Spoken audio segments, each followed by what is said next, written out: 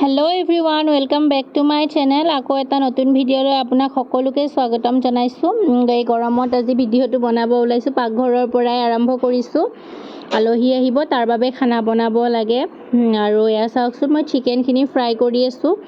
আৰু আপোনালোকে কেনেকুৱা ধৰণৰ ভিডিও লাগে মোক প্লিজ জনাব ইফালে মাছ বহাই দিছো আৰু মোৰ চেনেলটো সাবস্ক্ৰাইব কৰি দিব আপোনালোকে যাতে গম পাই যায় কি ভিডিও দিও নটিফিকেশন এটা আহিব অল টু টিপি দিব আপোনালোকে আৰু এয়া মাই কাম কৰি আছে কিবা কিবি ঘৰৰ আৰু ইপিনে চাওকচোন মই চিকেনৰ কাৰণে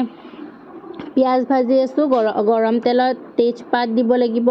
গোটা গৰম মছলাটো দিব লাগিব আৰু পিয়াজ দি মই ফ্ৰাই কৰি আছো চিকেনখিনি ফ্ৰাই হৈ গল আৰু এই আনপিনে মই বহাই দিম লোকেল মুৰ্গী তাৰ কাৰণে ইয়া গোটা গৰম মছলা আৰু পিয়াজ মই তেলত ভাজি আছো আপোনালোকে গোল্ডেন ব্ৰাউন হোৱালৈকে পিয়াজটো ভাজিব মই বাৰু নিশিকা আপোনালোকক কেনেকুৱা বনাব লাগে মই শিকোৱাৰ ভিডিও দিয়া নাই এনে জাস্ট অকমান ক্লিপ ৰাখি থৈ দিছো আৰু মই ইমান বিশেষ নাজানো দিয়কচোন মই নিজৰ পদ্ধতিৰে বনাও আৰু ইয়া লোকেল মুৰ্গীখনৰ মই মছলা দিলো আদা নহৰু এইখিনি ক্লিপ লোৱা নহল অকলে মানে অলপ ৰেকৰ্ড কৰাত অসুবিধা হয় এইখিনি মছলাটো তেল বিৰিঙি যোৱালৈকে ভাজিব লাগিব অকমান পানী দি আপোনালোকে মছলাটো মজাই ল'ব আৰু এইখিনি হল ব্ৰইলাৰ চিকেনখিনি ক্যাপসিকাম দি মই ড্ৰাই ফ্ৰাই বনাইছো মাজৰ ক্লিপখিনি লোৱা নহল মানে অকমান অসুবিধা হৈ যায় যে অকলে হেতু কাৰণে আৰু এপিনে এইখিনি ফ্ৰাই কৰি ঢাকি থৈ দিম একদম লো ফ্লেমত থৈ দিব লাগিব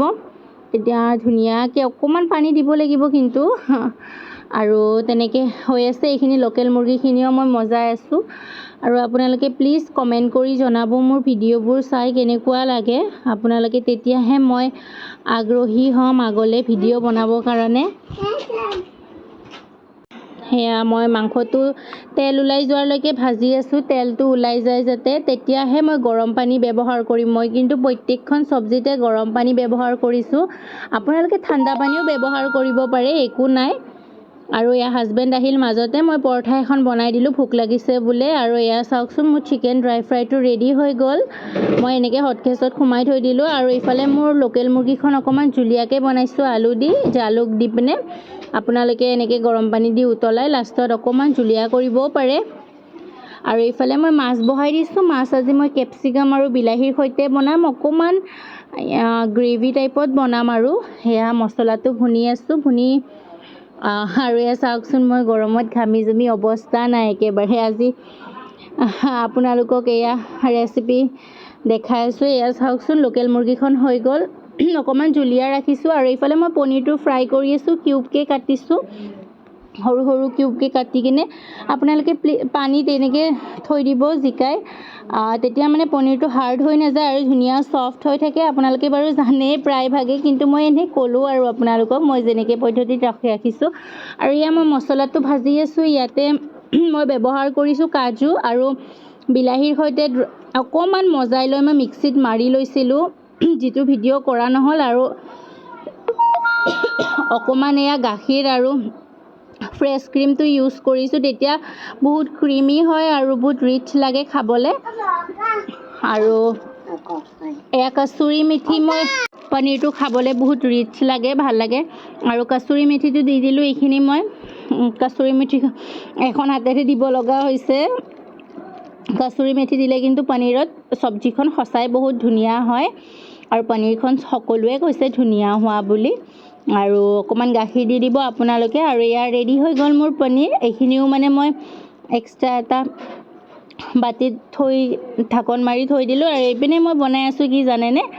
ভাজা পিঠা বুলি কও আৰু আমি আপোনালোকে মালপোৱা বুলিও ক'ব পাৰে বহুতে ইয়া ভাজা পিঠা বনাই আছো মই নিমখিয়াটো আৰু এইপিনে মই ৰেডি কৰিছো বেগেনা আৰু পটল ফ্ৰাই বনাবৰ বাবে এয়া পটলখিনি ফ্ৰাই কৰি আছো পটলখিনি কিন্তু খুব ধুনিয়া আছিল দীঘল আৰু খাবলেও বহুত টেষ্টি আছিল আৰু বেটিক আব্বাই গা পা ধুৱাই দিলে ইয়া তাই শুই গল তাই কিন্তু আজি খুব কান্দিলে মই বনাই থাকোতে আৰু এইফালে ধনিয়া পদিনা মছুন্দৰী চাটনি অকমান আৰু এয়া